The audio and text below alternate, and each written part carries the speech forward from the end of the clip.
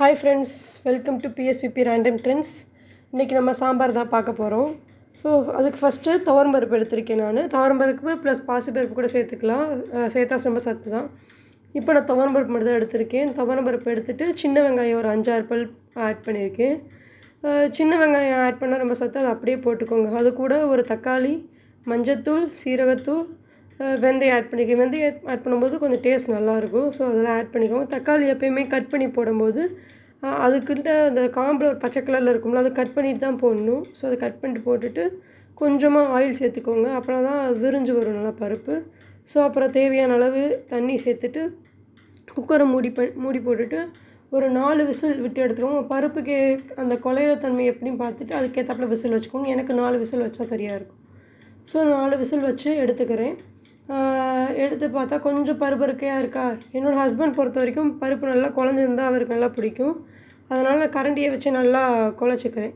So நல்லா once நல்லா கிண்டிட்டு அதுக்கப்புறம் குழம்பு மிளகாத்தூள் ஒரு 2 ஸ்பூனும், காரத்துக்கு தனி வத்தப்பொடி கொஞ்சமும் ஆட் பண்ணிக்கிறேன். இந்த குழம்பு மிளகாத்தூள் வந்து வீட்டிலே அரைச்சது. ஸோ அதை ஆட் பண்ணிவிட்டு தேவையான அளவு தண்ணி சேர்த்து நல்லா கிண்டிக்கிறேன். ஸோ இதில் நம்ம இன்னும் காய் சேர்க்கலை. மோஸ்ட்லி காய் சேர்க்குறவங்க எப்படி பண்ணுவாங்கன்னா தனியாக வதக்கிட்டு காய் சேர்ப்பாங்க. ஸோ அதெல்லாம் ரொம்ப டைம் எடுக்கும்.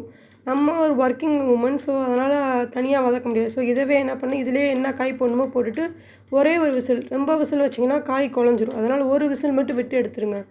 இந்த குக்கர் வச்ச சைட் கேப்பில் வந்து இன்னொரு வடைச்சட்டி வச்சு இதுக்கு தேவையான தாளிப்பு ரெடி பண்ணிக்கோங்க. தாளிப்புக்கு நல்லெண்ணெய் போட்டுக்கோங்க. நல்லெண்ணெய் நல்லா டேஸ்ட்டாகவும் வாடையாகவும் இருக்கும். நல்லெண்ணெய் போட்டுட்டு கொஞ்சம் கடுகு, கொஞ்சம் சீரகம், அதுக்கப்புறம் வந்து சின்ன வெங்காயம், இதில் போகிற சின்ன வெங்காயத்தை கட் பண்ணி ஆட் பண்ணிக்கோங்க. அப்புறம் 2 வத்தலை கிள்ளி போட்டுக்கோங்க.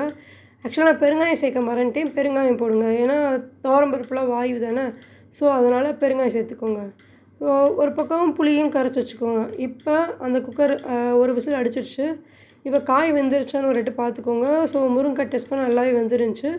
இப்போ அவ்வளோதான். அதை திரும்பி அடுப்பில் வச்சுட்டு அந்த புளி கரைச்சலை ஊற்றிட்டு தாளிப்பை ஆட் பண்ணிங்கன்னா சாம்பார் ரெடி ஆயிரும். இது 2 ஆட் பண்ணிட்டு நல்லா சாம்பாரை கொதிக்க விட்டுருங்க.